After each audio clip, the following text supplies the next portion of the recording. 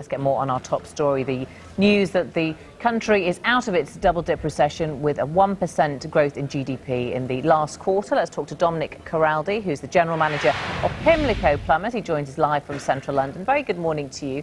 What do you make of these figures? Are they reflective of what's happening in your business? Well, I think it's always good to hear that, the figures have come out saying that we're officially out of recession. But I think what everybody knows the last 4 years, really, the patient's been dying. All it's saying to us today is that, we've saved him and he's going to get better. It's going to take a lot of work. For us, when there's been a dip, we've dipped as well. We've grown steadily, over the last 4 years, but we've grown slowly. So when there has been a dip, it has affected us. We'd have to see, I think, at the end of the next quarter. But you haven't seen any kind of visible, tangible increase in business over the last quarter to speak of?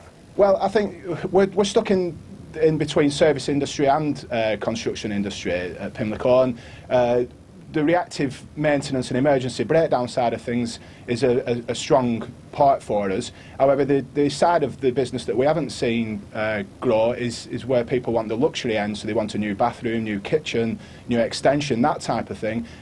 We deal with the high end of the market, our client base. However, they're still watching where they spend their money, and that has affected us definitely over the last 4 years. And we saw the Olympics have a significant part in these figures, but actually they had a negative impact on your business, didn't they? Yeah, I mean, the Olympics was, a bit of a disaster for us, to be honest, because as a business, it's basically people weren't spending, people weren't necessarily in London. I think a lot of people left. It really did affect us, the travelling to jobs as well because of the Olympic lanes, etc. It might have been great news for the Olympians and everybody who enjoyed the Olympics, but as a business, it really did affect us. As you said, it's the luxury end of your market where there's the problem, people putting in new kitchens, new bathrooms. Where do you think that's going to come from? Because I guess that's about confidence, isn't it, when people have to give that big kind of expenditure, possibly up to £10,000, maybe more. How do you think that's going to change? Do you think figures like this will make a difference, that people will say, OK, we're out of double-dip recession, I will put my hands in my pockets a bit more, spend the cash where I feel it's needed now?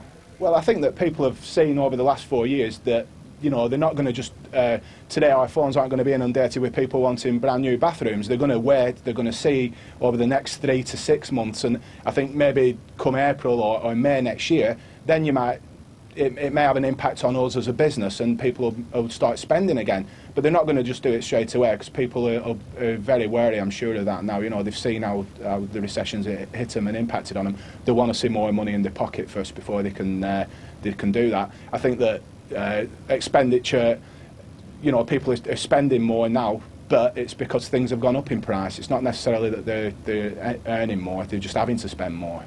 So what more do you want the government to do now? Sorry, I didn't get What more would you like the government to do now? We've seen 1 quarter of growth, they've accepted there's still a long way to go. What more should they be doing, do you think? Well, I think they need to work with businesses very closely and ask businesses what we need. It's the small, medium enterprises throughout the country that, like ourselves, that are the backbone of the country, and the government keeps saying that.